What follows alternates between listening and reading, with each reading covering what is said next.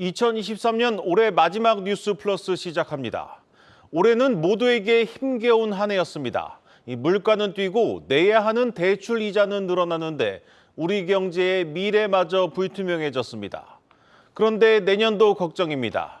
올해보단 낫지만 그 이상을 바라긴 어렵다는 전망이 지배적입니다. 새해 우리 경제를 표현하는 키워드로 용문점액이라는 말이 꼽혔는데 바로 용이 될 것인가, 물고기로 남을 것인가 갈림길에 서 있다는 뜻입니다. 내년 우리 경제가 기로에 섰습니다. 2024년 갑진년 새해 경제를 서영교 기자가 짚어봤습니다. 저성장, 그리고 고물가, 고금리, 고환율. 올해 한국 경제를 설명하는 말입니다. 우리나라 올해 경제 성장률은 1.4%로 예상되는데 글로벌 금융위기가 있던 2009년과 코로나19 팬데믹이 발발한 2020년을 제외하고 가장 낮았습니다. 기준금리는 15년 만에 가장 높았고 소비자 물가 상승률은 한국은행 목표치를 크게 뛰어넘었습니다. 갑진년 한국 경제를 두고 고진감래를 기대하는 목소리가 많지만 마냥 긍정적으로만 볼 순 없다는 게 전문가들의 분석입니다. 주요 기관들이 전망한 내년 우리나라 성장률은 2%대 초반. 수출과 내수 모두 회복이 늦어지고 있어 성장률이 크게 반등하긴 어렵다는 전망입니다. 미국이나 중국 경제가 둔화되기 때문에 수출 개선폭이 그렇게 크지 않을 가능성이 있고 내수 경기는 내년에 올해보다 안 좋을 가능성이 있습니다. 성장률은 올해보다 약간 높게 형성되겠지만 체감 경기는 올해보다 오히려 안 좋을 수도 있지 않을까. 내년 소비자 물가 상승률 예상치는 2.6%. 올해보단 낮지만 여전히 물가 목표치보단 높은 중물가 수준입니다. 내년 물가를 좌우할 가장 큰 변수는 역시 에너지 가격인데요. 러시아 우크라이나 전쟁과 이스라엘 하마스 분쟁 등 지정학적 리스크가 어떻게 진행되는지에 따라 물가도 크게 출렁일 수 있습니다. 인플레이션이 빠르게 잡힌다면 한은과 미연준 모두 이르면 내년 상반기에 기준금리 인하에 나설 것으로 전문가들은 보고 있습니다. 내년 2분기 정도가 금리 인하 시점으로 보고 있습니다. 그것은 미국이나 한국이나 다 동일할 거로 좀 보고 있고요. 내년에 2분기 인하한 이후 적으면 2차례, 많으면 한 3차례 정도의 어떤 금리 인하가 내년에 나타나지 않을까 좀 보고 있습니다. 내년 원달러 환율은 상고하죠. 하반기로 갈수록 낮아질 것이란 예상이 대부분입니다. 팬데믹 이전과 같은 1,000원, 1,100원대 환율은 내년에도 보기 어려울 것으로 예상되는데요. 가계와 기업 모두 중물가, 중금리, 중환율 시대에 맞는 새로운 전략을 짜는 한 해가 될 것으로 보입니다. 한국경제TV 서영교입니다.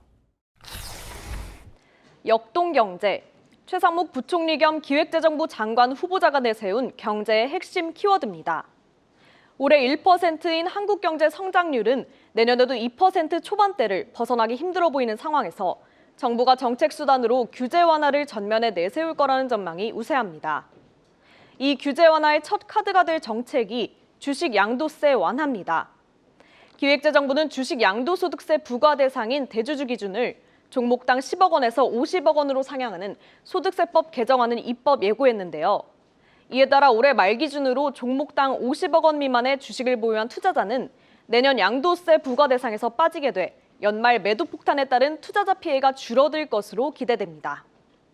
내년부터는 가업 승계 때 증여세 부담도 줄어듭니다.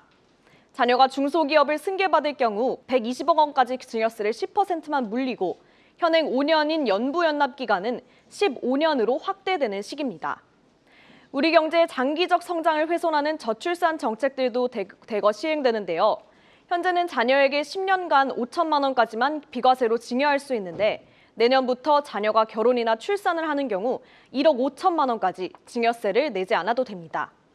이에 따라 신혼부부 합산 3억 원까지 증여세 공제를 받을 수 있게 됩니다. 고용노동부는 내년 저출산과 고령화로 인한 인구구조 변화에 대응해 다양한 정책을 도입합니다. 우선 저출산 대책에 대한 후속 조치로 기존 3+3 육아휴직제를 6+6으로 확대하기로 했는데요. 부모가 모두 육아휴직을 쓸 경우에 급여 지급 기간과 적용 대상을 모두 늘린 겁니다. 급여 상한액은 마지막 달에 부부 합산 월 900만 원까지 받을 수 있습니다. 올해 7월부터 시행된 주 52시간제도 내년 일부 개편될 것으로 보입니다. 주 52시간제의 큰 틀은 유지하면서 일부 업종과 직종에 한해 연장근로 유연화를 인정하는 식으로 바꾸겠다는 계획입니다. 지금까지 새해 달라지는 주요 정책에 대해 소개해드렸습니다.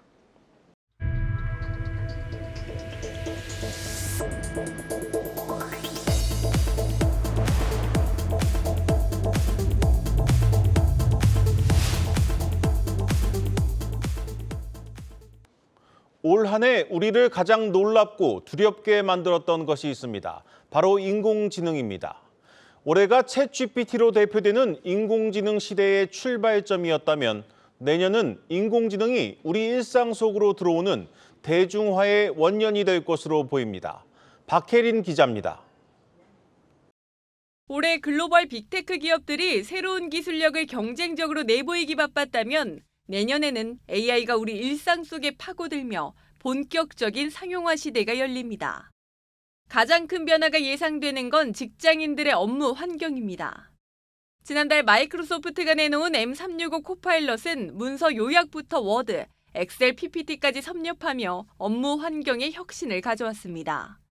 전체적인 퀄리티를 높일 수 있는 사용자의 생산성을 높이고 실제 내가 가지고 있지 않은 다른 역량을 빌려와서 창의성을 더 발현시킬 수 있는 MS의 업무 동향 지표에 따르면 코파일럿을 업무에 적용한 이들의 70%가 생산성 향상을 경험했고 전체 응답자 중 18은 코파일럿 적용 이전으로 돌아가고 싶지 않다고 답했습니다. MS는 내년 한국어 버전의 코파일럿도 출시하며 한국 시장 공략에도 박차를 가할 예정입니다. 이에 맞설 토종 AI도 출격 준비 중입니다. 한글과 컴퓨터의 한컴 어시스턴트가 코파일럿의 대항마로 내년 상반기 출시를 목표하고 있고 삼성, SDS 등 국내 SI 기업들도 내년 본격적으로 서비스를 내놓으며 치열한 경쟁이 예상됩니다. 고도화된 검색 기능은 기본, 일상생활의 편의성을 크게 높이는 기술들도 상용화됩니다.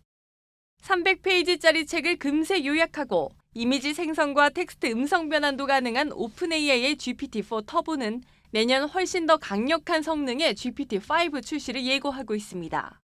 특히 비영리 기업인 오픈AI가 창업자 축출 뒤 복귀라는 쿠데타를 겪으며 상업성을 더 강화하는 쪽으로 방향을 잡으면서 GPT의 상업화 속도가 더 빨라질 전망입니다. You can make private GPTs. You can share your creations publicly with a link for anyone to use. Or, if you're on ChatGPT Enterprise, you can make GPTs just for your company. And later this month, we're going to launch the GPT Store. 언어 간 장벽을 낮추는 기술도 상용화됩니다.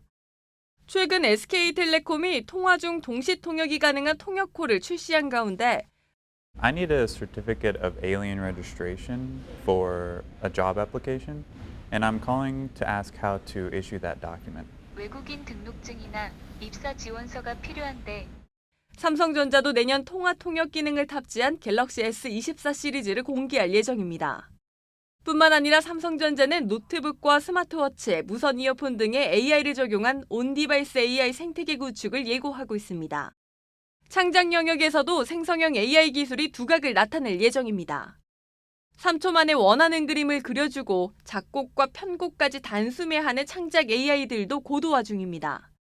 특히 MS는 단 하나의 문장으로 노래 가사와 악기 연주, 목소리 생성 능력까지 갖춘 솔루션을 코파일럿에 탑재해 창작 영역에서의 문턱도 크게 낮추고 있습니다. 업무를 돕는 AI부터 창작의 영역까지 확대된 AI.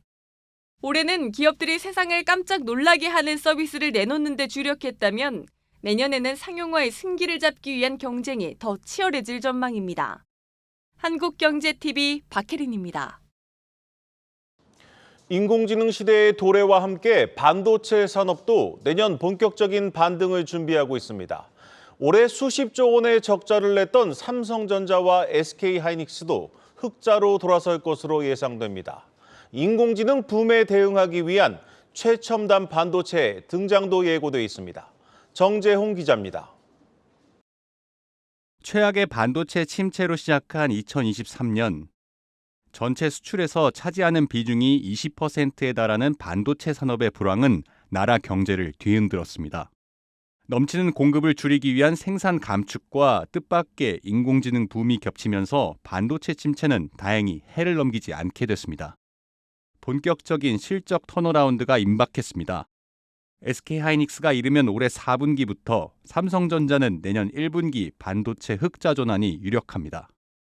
이미 주요 메모리 반도체 가격의 반등이 시작됐고 반도체 수출도 15개월 만에 증가세로 돌아섰습니다. 반도체 적자 조기 졸업을 이끈 건 메모리 반도체 D램입니다. 공급업체가 몇 군데 없어 감산 효과로 수급 개선이 빠르게 이루어졌습니다. AI 서버 수요가 폭발하면서 고성능, 고대역폭 메모리 HBM은 없어서 못 팔 지경입니다. 삼성전자와 SK하이닉스는 최신 HBM3E를 내년부터 엔비디아와 인텔 등에 공급합니다. AI 반도체는 앞으로 우리 반도체 시장의 주력 수요 시장으로 아마 부상을 하게 될 것이고 계속해서 급격한 성장을 이루면서 더더욱 이제 발전해서 시장이 커질 것으로 전망되는 상황입니다. 반도체 기업들이 특히 주목하는 건 온디바이스 AI의 상용화입니다. 자체 인공지능 연산 기능을 탑재한 신제품들이 대거 출시되면서 D램뿐만 아니라 낸드 플래시에서도 수요 증가가 예상됩니다. 높아진 AI 성능을 감당하기 위한 저지연 와이드, LLW 등 최신 메모리 제품들의 등장도 예고돼 있습니다. 시장은 반도체 업황의 완전한 회복 시점을 최신 D램이 등장하고 낸드 플래시 적자가 끝나는 내년 하반기로 보고 있습니다. 한국경제TV 정재홍입니다. 올해 전 세계 바이오 업계의 가장 큰 뉴스는 역시 돌풍을 일으킨 비만 치료제 위고비였습니다. 내년엔 알츠하이머 치료제가 최고의 이슈가 될 전망입니다. 박승원 기자입니다. 올해 국내 제약 바이오 업계를 흔든 최고의 이슈는 비만 치료제입니다. 게으른 부자들의 살 빼는 약으로 불리는 위고비 열풍이 이어지면서 국내 기업들이 비만 치료제 시장에 대거 합류한 겁니다. 이런 흐름이 갑진 연세인 알츠하이머 치료제로 옮겨갈 전망입니다. 미국 바이오젠과 일본 에자이가 공동 개발한 레켐비가 올해 미국과 일본에서 정식으로 품목 허가를 받으면서 이미 알츠하이머 치료제 시장의 개화를 이끌고 있습니다. 현재 우리나라를 포함해 유럽, 중국, 호주, 영국 등이 허가 신청을 완료하며 초기 시장을 개척하고 있는데 오는 2028년엔 매출이 5조 5천억 원에 달할 것으로 전망되고 있습니다. 여기에 내년 1분기엔 미국 제약사 일라이릴리의 알츠하이머 치료제 도나네맙도 승인이 예정되면서 알츠하이머 시장이 본격적으로 확대될 전망입니다. 여러 가지 복합적인 그런 상황 측면에서 볼 때 알츠하이머 시장은 내년에도 굉장히 핫한 주목받는 분야이지 않을까 이렇게 생각합니다. 난공불락으로 여겨졌던 알츠하이머 치료제 개발에서 가시적인 성과가 나오면서 국내 개발 기업에 대한 기대감도 커지고 있습니다. 이 가운데 가장 속도가 빠른 기업은 아리바이오로 이미 국내와 미국에서 글로벌 임상 3상을 진행하고 있고 임상 3상의 완료는 2025년 말로 잡고 있고 상업화는 2026년 말 또는 2027년에 상업화가 되는 것으로 저희들은 계획을 하고 있고 젠백스는 국내 임상 3상과 미국, 유럽에서 글로벌 임상 2상을 NK맥스는 자회사를 통해 멕시코에 이어 내년 1월 미국에서 알츠하이머 치료제 임상에 본격적으로 돌입할 예정입니다. 올해 멕시코 임상 데이터를 기반으로 US FDA에서 임상 1상 2A를 승인을 받았고요. 지난 멕시코 임상 때보다 훨씬 더 좋은 결과가 미국 임상에서는 나올 수 있다고 생각을 하고 있고요. 알츠하이머 치료제 개발 기업뿐 아니라 글로벌 대형 제약사들의 주요 위탁 개발 생산 파트너인 삼성 바이오로직스 역시 주목받고 있습니다. 알츠하이머 치료제의 글로벌 수요가 많은 만큼 치료제가 상용화될 경우 대량 생산이 가능한 위탁 생산 기업이 필요한데 삼성 바이오로직스가 적임자로 평가받고 있는 겁니다. 빅파마 네트워크와 선제적인 캐파 확보 전략을 기반으로 추가 수주 가능성이 높을 것으로 예상됩니다. 올해 마이너스 3% 성장률이 예상되는 국내 바이오 의약품 시장은 내년엔 알츠하이머 치료제 시장을 중심으로 다시 9%대의 성장이 가능할 것으로 예상되고 있습니다. 한국경제TV 박승원입니다. 갈수록 팍팍해지는 살림에 새해에도 가성비와 편리함을 찾는 소비자들이 늘어날 것으로 보입니다. 백화점이나 마트보다는 역시 편의점이 주목을 받을 것으로 보입니다. 지수희 기자입니다. 30대 직장인 김민엽 씨는 일주일에 3번은 좋아하는 콘텐츠를 보면서 편의점에서 혼자 점심 식사를 합니다. 수입의 반 이상을 여행에 과감하게 지출하지만 평소에는 4,800원짜리 도시락으로 점심을 때우는 등 가성비를 크게 따집니다. 여행에서 가서 또 맛있는 걸 사 먹고 또 비싼 식당이나 이런 데 가다 보니까 그래서 거의 한 50% 정도는 이제 여행이나 이렇게 먹는 거에다가 쓰는 것 같긴 해요. 점심 같은 경우에는 또 시간도 별로 없고 그리고 또 비용적인 부분에서도 또 물가가 비싸다 보니까 편의점은 새해에도 젊은이들이 가장 선호하는 유통 채널이 될 전망입니다. 따라서 편의점 업계는 고객 트렌드에 맞는 상품을 빠르게 내놓고 가성비 좋은 PB 상품을 지속 개발할 예정입니다. 특히 외국인들의 유입과 적극적인 해외 진출은 편의점 주가에도 호재입니다. 편의점 같은 경우에는 원래 외국인들이 들어오는 채널이 아니었어요. 최근에 이제 관광객들이 개별 관광객으로 들어오면서 외국인들이 좀 들어오기 시작했어요. 아예 없던 신규 매출이 들어온다는 점이 좋게 보이고요. 해외 진출을 편의점들이 하고 있어요. 아직까지 이제 매출에서는 영향력이 있는 부분은 없어요. 해외로 가가지고 이제 진출을 한다는 점은 좀 긍정적으로 보이고 있습니다. GS 리테일의 경우 온라인 사업 철수라는 과감한 선택을 통해 확실한 실적 개선이 가능할 전망입니다. 적자 규모가 한 450억 정도 되거든요. 그렇다 보니까 내년 같은 경우는 이게 아예 사라지는 거여서 편의점 같은 경우도 경쟁사 대비 지난해 그렇게 좋지는 못했었어요. 여러 가지 인건비라든지 이커머스 때문에 비용을 좀 IT 관련 많이 투입했던 부분들이 있어서 이런 것들도 베이스가 좀 낮은 편이라서 부담이 덜한 편이고요. 호텔 쪽 같은 경우도 지금 코로나 풀리면서 뭐 행사라든지 그리고 호캉스 수요는 지속적으로 이어지고 있다 보니까 실적이 괜찮은 상황입니다. 특히 새해에 담뱃값 인상이 추진되면 추가 매출 상승도 기대해 볼 수 있습니다. 전문가들은 백화점이나 마트가 경험을 중시하는 소비 트렌드에 맞게 리뉴얼을 진행하고 있지만 집객 수가 늘어나더라도 비용이 높아져 이익 개선을 기대하기는 힘들다고 전망했습니다. 한국경제TV 지수입니다. 청룡의 해 2024년은 선거의 해라고 해도 과언이 아닙니다. 우리나라를 비롯해 미국과 대만, 또 영국, 일본 등 40개국, 또 40억 명의 유권자가 선거를 하게 되는데요. 그만큼 우리 시장도 변동성이 커질 것으로 보입니다.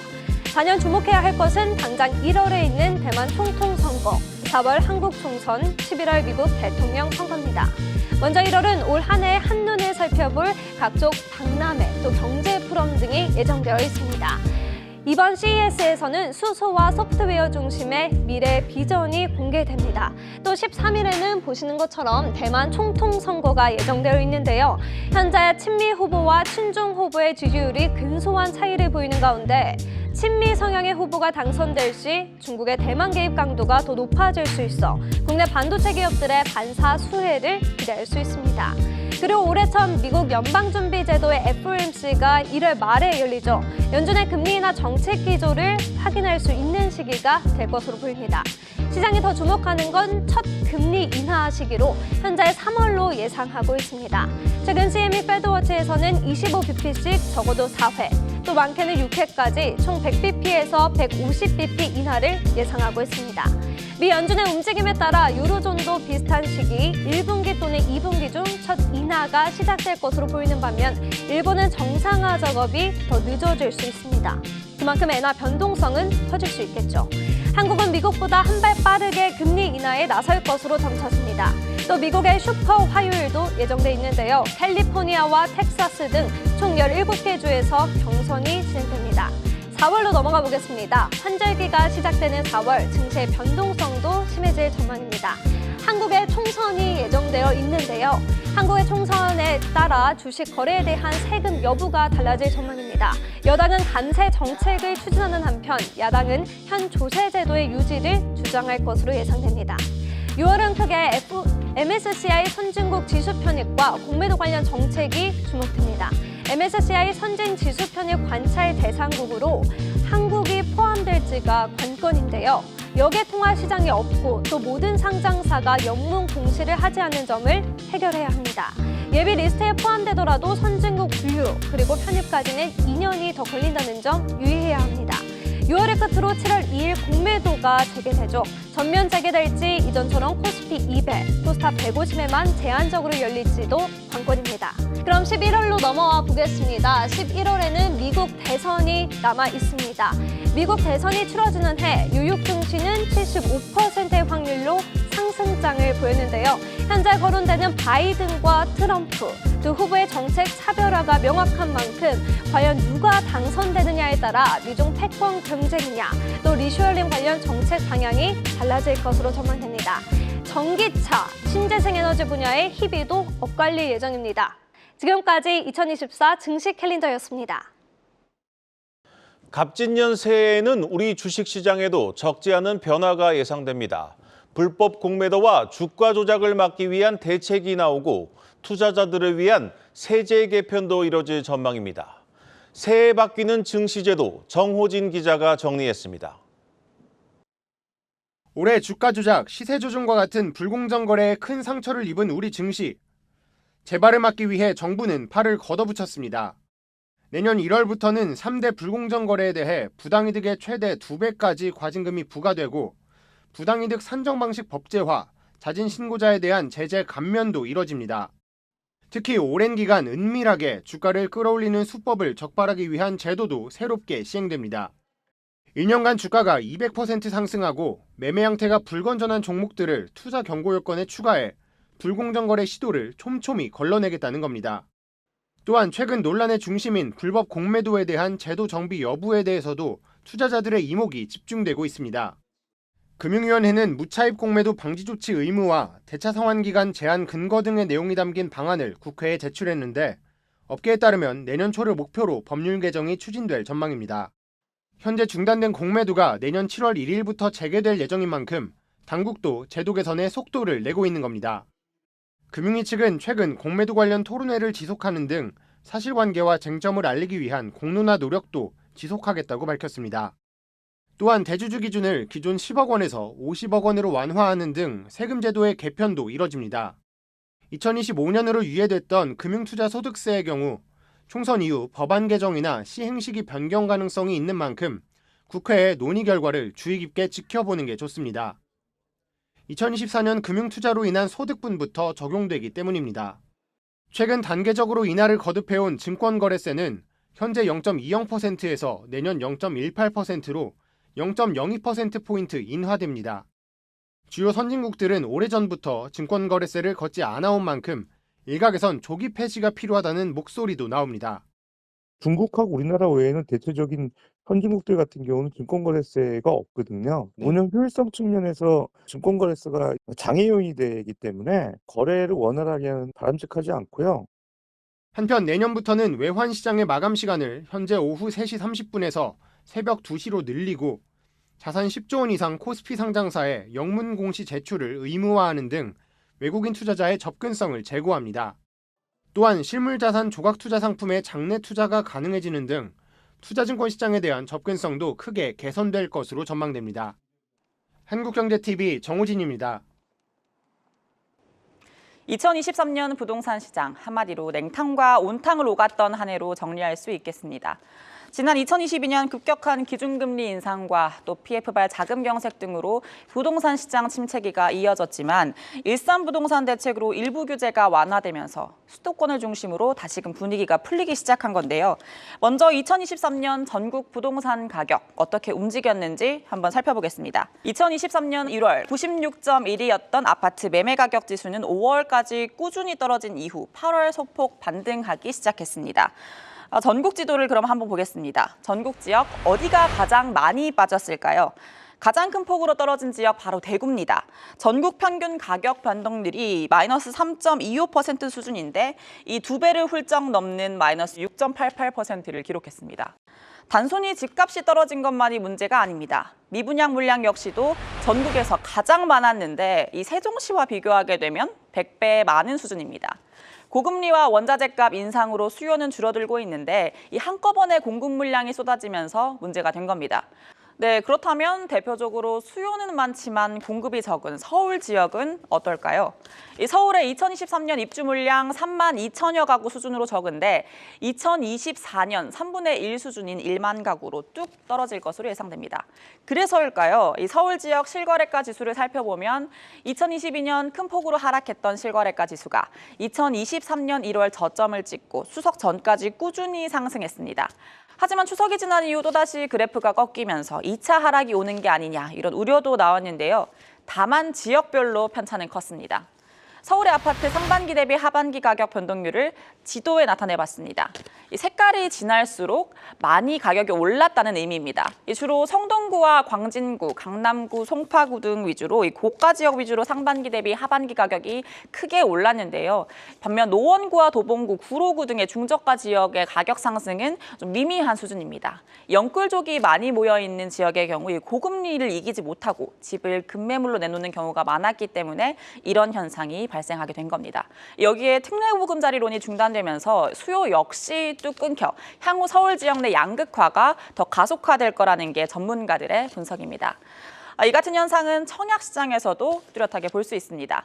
서울 민간아파트 평당 분양가 3,200만 원 선을 돌파하면서 이 청약 옥석 가리기가 본격화된 건데요. 2023년 첫 강남 3구 청약인 힐스테이트 이편한 세상 문정은 이 세 자릿수 경쟁률을 기록한 반면 입지가 좋지 못한 지역의 경우 1대1 경쟁률을 채우지 못하기도 했습니다. 그렇다면 2024년 집값 과연 반등할까요? 전문가들에게 물어보니 무엇보다 금리가 최대 변수라고 입을 모았습니다. 1분기 정도가 되면 총선을 앞두고 여러 가지 공약들이 나오는 와중에 금리가 이제 인하될 거다라는 이슈가 임박하게 됩니다. 지금 미국과 국내 금리 사이에 이제 2%포인트 정도의 격차가 벌어져 있으니까요.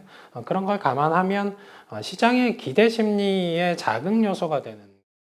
네, 제롬 파월 미국 연준 의장이 금리 인하를 시사하면서 시장의 기대감이 커진 상황에서 2024년 부동산 시장도 다시 활기를 띨 수 있을지 주목됩니다.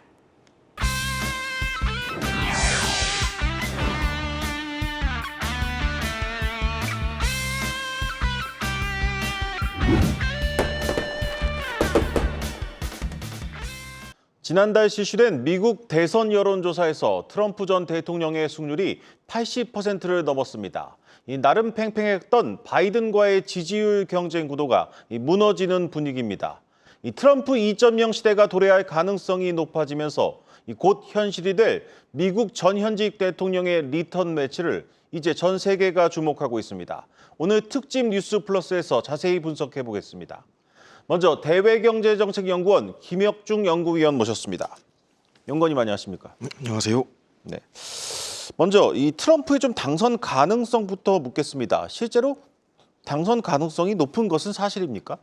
예, 일단 뭐 현재까지 결과만 놓고 보면 트럼프의 당선 가능성이 높다라고 말씀드릴 수 있고, 물론 사법 리스크가 있습니다. 이제 오늘 인터뷰 일자 아침 기준으로 이제 콜로라도 주 법원에서 이제 트럼프가 이제 대선 후보 자격이 없다 해서 이제 트럼프가 이제 공화당 경선에 지금 참여하기 어려운 상황이 됐는데, 네. 물론 연방 대법원 결과를 이제 봐야 되겠지만 현재까지로 볼 때 사법 리스크가 이제 있긴 있지만 이런 것들 배제하고 본다면 트럼프의 당선 가능성이 높다 이렇게 말씀을 드릴 수 있겠습니다. 그런데 왜 이런 트럼프 돌풍이 일고 있는지 사실 언뜻 이해가 가진 않습니다.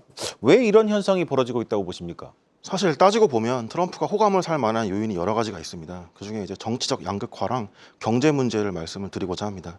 일단 정치적 양극화가 뭐냐면 민주당은 점점 더 민주당스러운, 공화당은 점점 더 공화당스러운 정책을 표방하는 건데, 네. 이게 뭐 언론, 대중, 그다음에 의회 내에 전반에 다 퍼져 있는 상황입니다. 어떤 언론에서는 상속세라고 얘기하는 거를 우측 언론에서는 이건 사망할 때 내는 세금이니까 사망세다 이렇게도 이야기를 하고 있고, 네. 의회 내에서 뭐 민주당에서 인플레이션 감축법이라고 하는 거를 공화당에서는 이건 인플레이션 가속화법이다 비꼬기도 하고 있습니다.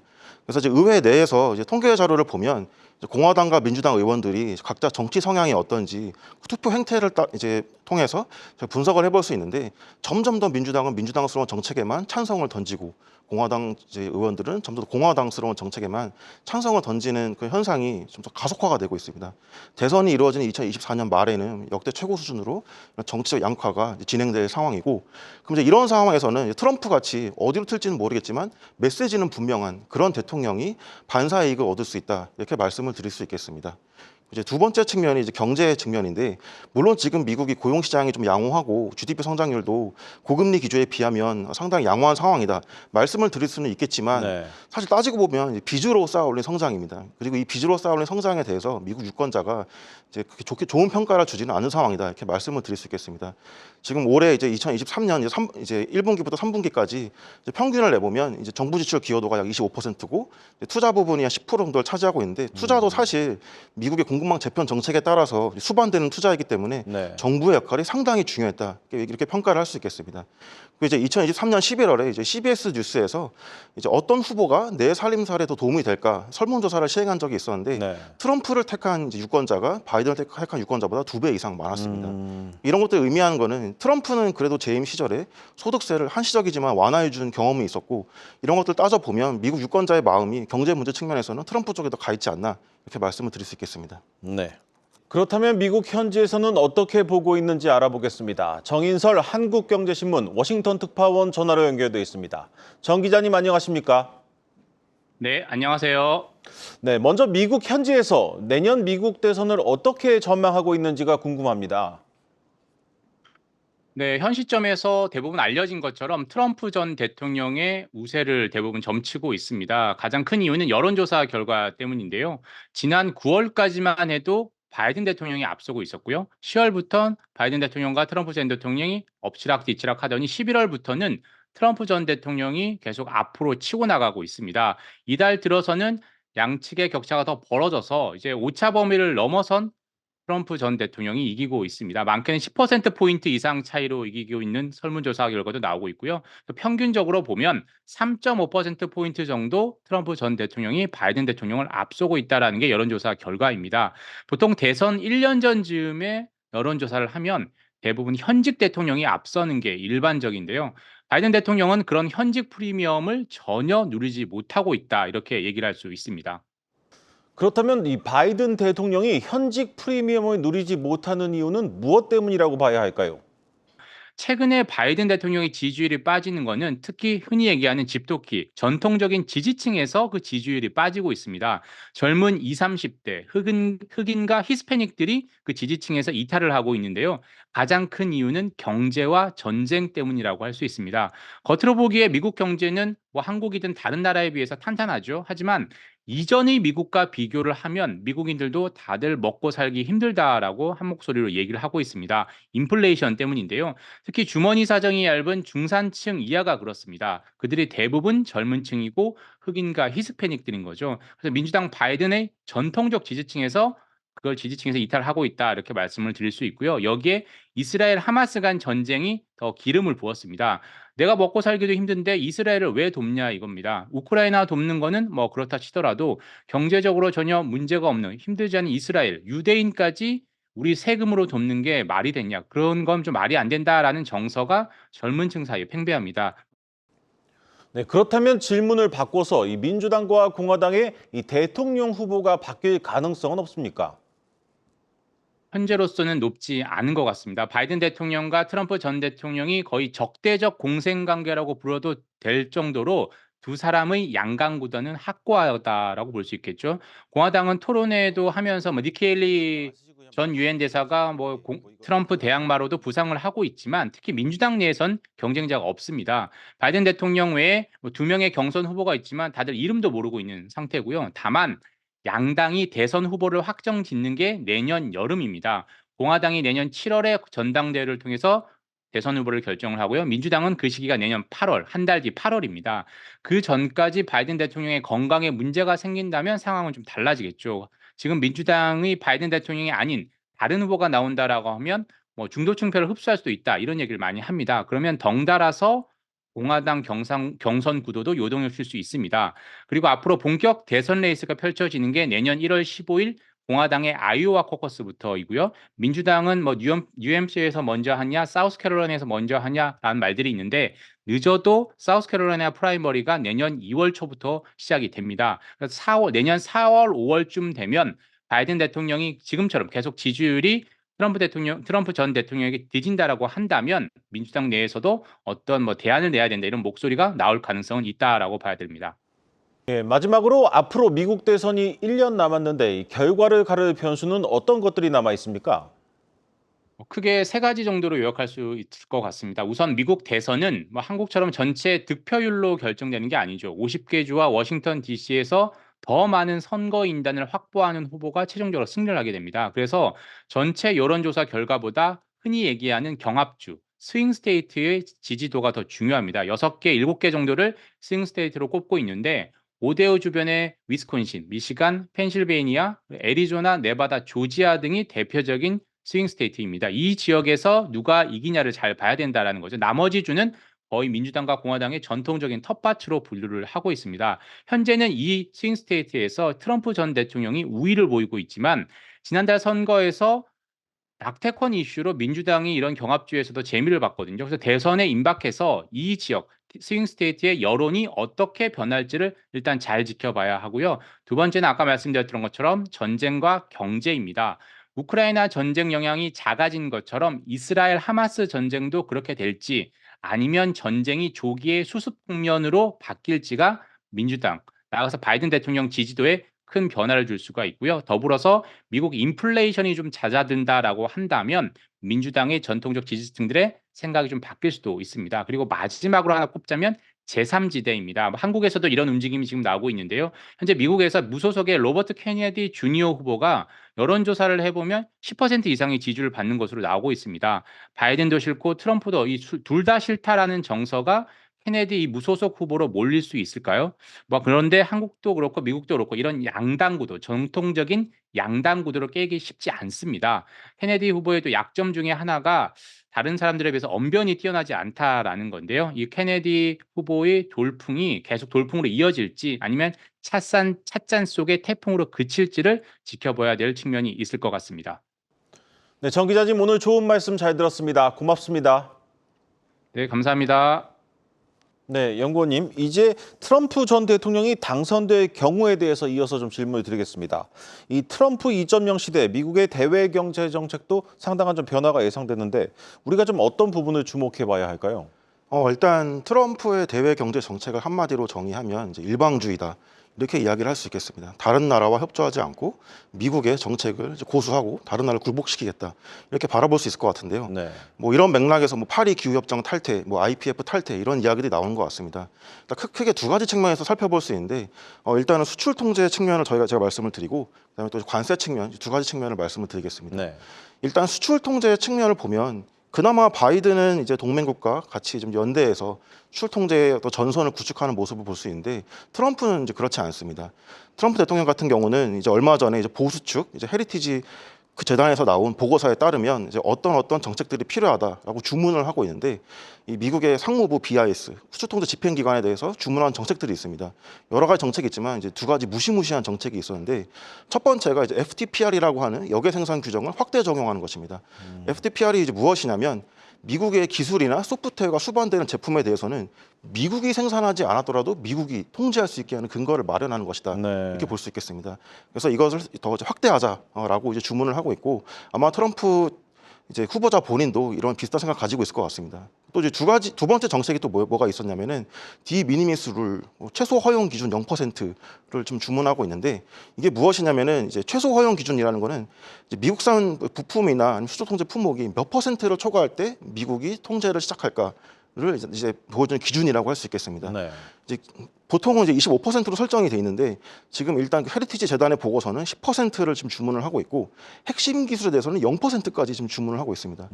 핵심 기술은 사실상 반도체라고 볼 수 있는데 네. 이 반도체 부분에 트럼프가 만약 집권하게 된다면 디미니미스를 혹은 최소 허용 기준 0%가 되어서 우리나라가 생산한 제품도 미국이 통제할 수 있게 하는 그런 근거가 마련될 수 있다 이렇게 볼 수 있겠습니다. 그래서 이제 바이든 행정부 같은 경우는 지금 이미 이제 그 FDPR 부분에 대해서 이제 AI 반도체랑 그다음에 슈퍼컴퓨터에 대해서 이미 적용을 해놓은 상황입니다. 네. 그럼 딱 한 가지 분야가 지금 남았는데 제 생각에 반도체 제조 장비가 될 것 같고 이 분야에 대해서 뭐 FDPR이든 아니면은 디미니미스를 뭐 0%든 이런 조치들이 아마 조만간 나올 수 있지 않을까 생각을 하고 있습니다.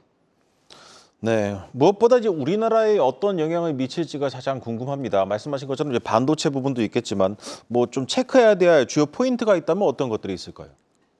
일단은 이제 여러 가지 분야를 걱정하시는 것 같은데 뭐 친환경 정책도 이제 걱정을 하고 있고 네. 반도체 관세 정책을 주요 체크 포인트로 삼고 싶습니다. 그래서 하나씩 좀 말씀을 드리면 일단 여러분들이 이제 그 우려하시는 지점이 인플레이션 감축법 같은 것들이 트럼프가 당선이 되면 후퇴되지 않겠느냐 하는 이제 우려가 있습니다. 네. 일단은 공화당 당론을 보면 이제 올해 2023년에 재미있는 정책이 이제 제안된 적이 있었는데 의회에서 인플레이션 감축법 2023이라는 법안이 이제 제안된 적이 있었습니다. 딱 한 줄짜리 법안인데 뭐라고 써 있냐면 인플레이션 감축법 2022를 철폐한다. 현행 IRA를 철폐하겠다 하고 그냥 끝입니다. 이런 법안도 있었고 또 저번에 부채 상한 한도 이제 그 협상 과정에서 공화당이 이제 하원 통과까지 시켰던 법안이 있는데 리밋 세이브 그로우 액트라는 게 있습니다. 사실상 내용을 뜯어보면 인플레이션 감축법의 보조금 조항들을 거의 다 철폐시키는 그런 내용들입니다. 그래서 이제 공화당 당론이기도 하고 트럼프 본인도 이제 아젠다 47이라고 해서 트럼프의 아젠다를 이제 발표하는 이제 그런 이제 웹사이트가 있는데 거기서 트럼프 본인의 이야기는 이제 바이든 행정부의 그린 뉴딜은 넌센스다라고 이제 표현을 하고 있습니다. 그런 측면에서는 인플레이션 감축법이 후퇴되지 않을까 하는 우려가 있는 것이 사실입니다. 그걸 부정하지는 않겠지만 이게 트럼프의 득이 될지 정치적 이득을 한번 고려를 해봐야 됩니다. 인플레이션 감축법이 발표된 다음에 이제 배터리와 이제 EV, 그러니까 전기차 분야에 대해서 여러 투자들이 이제 있어 왔습니다. 근데 미국을 4개의 지역으로 나눠서 투자가 어디로 집행된지를 보면 미국은 서부가 있고 중서부가 있고 남부가 있고 북동부가 있습니다.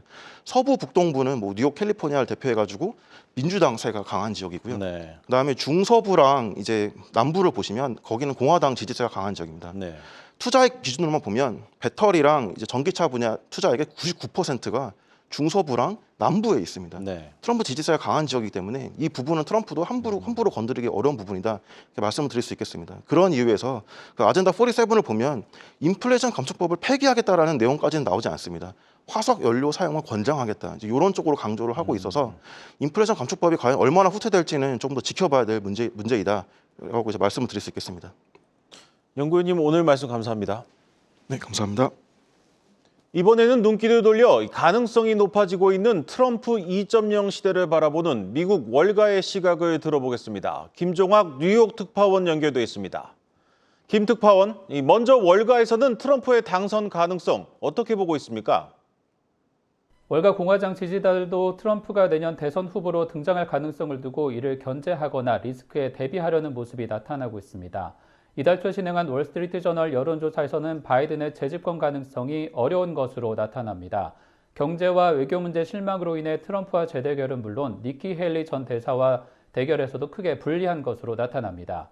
민주당 지지자이면서 올해 채권시장 흐름을 예측해 화제가 된 빌 에크먼 퍼싱 스퀘어 창업자는 바이든이 해야 할 일은 한 발 물러서 출마하지 않는 것이라고 비판할 정도입니다. 그렇다면 월가에서는 트럼프가 재집권할 경우 어떤 변화가 있을 것으로 보고 있습니까? 월가 금융사인 레이몬드 제임스 등은 트럼프 집권 2기가 현실화될 경우 IRA 법안의 약화, 세율이나 금융규제 완화 등의 영향이 클 것으로 보고 있습니다. 이 가운데 중국 배터리에 대한 지원 중단과 전기차 의무 판매 폐지 등 에너지 규제 변화로 전기차 기업과 석유 기업들의 희비가 갈릴 수 있다는 전망입니다. 금융 부문에서는 월가 투자은행들에 대한 엄격한 자본, 부채 조달을 요구한 바젤3 적용이 미뤄지면서 운용 압박을 해소해 줄 것으로 예상하고 있습니다. 내년 말 대선을 전후한 미국 금융시장은 비교적 낙관적 시각이 유지되고 있습니다. JP모건 웰스 매니지먼트 등은 통상 대선이 있는 시기 공약사항이나 의료, 인프라, 반도체 등 정책에 따라 움직인 영향이 크다면서 차기 후보의 구체적 정책 제안이 필요하다고 밝히고 있습니다. 팩트셋과 블룸버그 등에 따르면 통상 미대선 직전 주가는 불확실한 움직임을 보인 뒤 이듬해 상승하는 경향을 보였는데 두 후보만으로 본 과거 재임 기간 성과는 트럼프 대통령이 비교하기 어려울 정도로 높았습니다. S&P 500 지수 기준 배당금을 포함한 누적 수익률은 69.6%, 나스닥 성과는 142%로 바이든의 집권 3년간 성과를 압도하고 있습니다.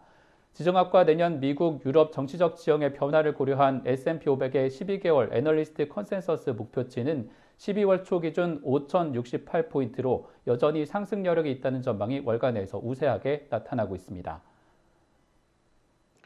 김종학 특파원 잘 들었습니다. 지금까지 김종학 뉴욕 특파원이었습니다. 이제 가능성을 점차 높여가고 있는 트럼프 2.0 시대를 바라보는 우리 주식시장의 시선을 짚어보겠습니다. 조현주 NH투자증권 연구원 나오셨습니다. 연구원님 안녕하십니까? 네, 안녕하세요. 네, 먼저 이 트럼프가 당선될 경우 좀 이른 감이 있지만 우리 주식시장에도 영향이 불가피할 것 같습니다. 좀 어떻게 보고 계십니까? 네, 일단 트럼프가 당선되게 되면 공약들을 좀 유심히 살펴봐야 되는데 지금 트럼프 대선 캠페인에서 제시한 공식적인 공약은 14가지 정도가 있습니다. 이 14가지 정도 중에서 이제 주식시장에 미치는 영향은 크게 저희는 2가지로 보고 있는데 네. 첫 번째는 이제 외교 정책이 있겠고 두 번째는 경제 정책이 있습니다. 먼저 외교 정책 같은 경우에는 트럼프의 공약에서 보면은 결국에는 이 우크라이나와 전쟁을 종식하고 이슬람 테러리스트를 척결하고 그리고 중국과의 무역 마찰을 더 격화시키겠다라고 얘기를 했습니다. 네. 결국에는 이러한 부분들을 주식시장에 연결해 보면은 전쟁의 종식이 일어나기 때문에 유가는 낮아질 거고요. 이슬람에 대한 테러리스트 척결을 해야 되기 때문에 방산에 대한 투자는 더 강화될 것입니다. 그리고 중국과의 무역 마찰을 더 강하게 되면은 결국에는 수입 물가는 좀 올라오게 되겠죠. 그래서 전반적으로 저희가 바라보고 있는 흐름은 유가는 낮아지고 미국 방산은 커지기 때문에 결국에는 미국 소비자들, 미국인들에게는 나쁠 것이 없다라고 판단을 하고 있습니다. 다만 이 수입 물가가 올라오는 부분은 당장의 영향은 미치지 않겠지만 중장기적으로는 미국의 경제에 좀 불확실성 요인으로 작용할 수는 있다 이렇게 보고 있습니다. 그러면 한국 같은 경우를 다시 살펴보면은 미국 전반적으로 단기적으로는 경제에 영향 크지 않지만 중장기적으로는 이런 무역 마찰에 따른 부작용이 좀 나타날 수는 있을 것 같습니다. 그래서 미국 전반적으로 봤을 때는 그렇게 나쁘지는 않지만 한국 같은 경우는 이 미중 무역 마찰이 강해지고 나면은 결국에는 한국은 수출로 인해서 경제가 붐이 일어나기 때문에 이 무역 마찰이 증가하게 된다라는 거는 글로벌 전반적인 무역이 좀 줄어든다라고 해석을 할 수가 있을 것 같고요. 그렇기 때문에 한국 수출 입장에서는 그렇게 긍정적인 소식은 아니다라고 보실 수가 있습니다. 네. 가장 저희가 수출을 의존하고 있는 미국 그리고 중국에 대한 무역이 줄어들게 되면 전반적인 한국의 수출도 줄어들 수 있기 때문에 경기적인 측면에서는 안 좋다라고 볼 수 있고요. 다만 긍정적인 부분을 기대해 본다면은 저희는 반도체 업황 같은 경우는 오히려 반사 수익을 좀 누릴 수 있지 않을까라고 판단하고 있습니다. 지금 현재 바이든 같은 경우는 이 중국 반도체에 대한 수입을 완벽하게 규제하고 있지는 않거든요. 근데 트럼프 같은 경우는 이를 완벽하게 규제할 가능성이 높고 이 중국산 반도체가 더 이상 미국으로 수입되지 않는다면 결국에는 대만 그리고 한국에 대한 수입으로 의존을 할 수밖에 없기 때문에 저희는 일단은 한국 같은 경우는 반도체 업황에서는 좀 오히려 수익을 볼 수 있다라고 생각을 하고 있습니다. 네, 반도체 언급하셨지만 이 트럼프 2.0 시대의 변화가 예상되는 다른 섹터나 종목군들은 어떤 것들이 있을까요? 네, 일단 외교 정책 앞서서 말씀을 드렸는데 네. 이 종목군들까지 말씀을 드리려면 경제 정책에 대한 부분도 좀 말씀을 드려야 될 것 같습니다. 트럼프 2.0 시대에 결국에 경제 정책은 2016년 그리고 2020년과는 크게 달라지지는 않을 것 같은데요. 네. 가장 중요한 부분은 이제 감세 정책이다라고 생각을 하고 있습니다. 이 감세 정책이 시행되게 되면 미국 기업들 입장에서는 세금이 좀 줄어들기 때문에 오히려 긍정적이고요. 그렇기 때문에 오히려 공화당 트럼프가 됐을 때 월가에서는 주식시장이 더 좋을 수 있다라고 말하고 있습니다. 다만 한국 같은 경우를 좀 살펴보면은 좀 더 구체적으로 들어가야 될 것 같은데 가장 중요한 부분은 이제 전기차 부분입니다. 한국 코스닥의 가장 큰 부분을 차지하고 있는 전기차 부분은 실질적으로 미국 내의 경제 정책에서는 이 신재생에 대한 투자는 활발하지 않을 것으로 예상을 하고 있기 때문에 이 신재생 관련된 부분은 한국 같은 경우도 타격을 입을 수밖에 없다라고 생각을 하고 있고요. 반도체 같은 경우는 바이든이든 트럼프든 결국에는 반도체 시설 확충은 미국 내에서 투자를 계속해서 할 것이기 때문에 반도체 같은 경우에는 큰 영향은 없다라고 생각을 하고 있습니다.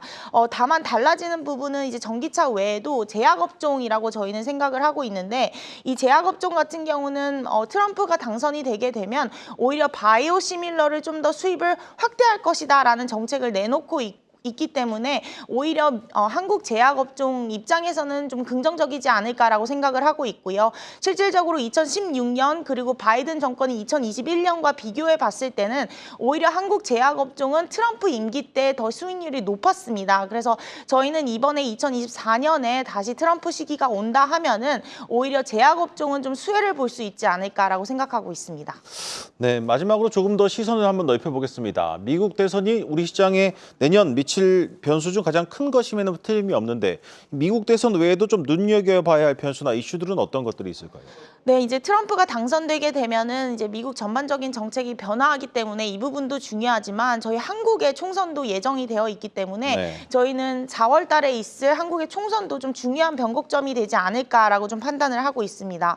아무래도 지금 가장 크레딧 이슈로 불거지고 있는 게 부동산 PF인데 이 한국 총선을 기점으로 이 부동산 PF 관련 리스크가 더 커질 수 있다는 우려가 일단은 가장 중요한 쟁점이 아닐까라고 생각을 하고 있습니다. 저희가 여러 세미나를 해보면 결국에는 외국에서도 가장 중요하게 변동성 요인으로 보고 있는 게 이 부동산 PF인 것 같고요. 일단은 다행인 점은 12월 FOMC에서 연준이 금리를 인하하겠다라는 부분이 굉장히 빠르게 생각보다 진행이 되면서 한국은행 입장에서는 이 금리에 대한 부담, 통화정책에 대한 부담은 좀 한층 덜었다라고 볼 수 있습니다. 네. 다만 이 부분이 금리가 낮아지는 부분이 좀 계속해서 지속되고 안정화돼야 되는 부분이 첫 번째이고 이 금리가 낮아졌을 때 이게 부동산 시장의 활성화로 이어질 수 있을지 여부도 이제 두 번째로 체크해봐야 될 문제가 아닐까라고 생각을 하고 있습니다. 그래서 연준이 금리를 좀 인하하겠다라는 부분에 대해서 피봇 기대감은 좀 긍정적이나 결국에는 부동산 시장, 한국 부동산 시장이 활성화될 수 있는지 여부는 좀 지켜봐야 되는 입장인 것 같고요. 한국의 가계대출도 계속 증가하고 있고 상대국 대비해서는 여전히 높은 수준이기 때문에 이 부동산 PF가 터지게 되면은 한국의 이런 가계대출이나 아니면 이런 부분들이 있어서 좀 더 리스크가 불거질 수 있기 때문에 한국의 총선 여부를 좀 지켜봐야 된다라고 보고 있습니다. 네, 연구원님 오늘 말씀 감사합니다.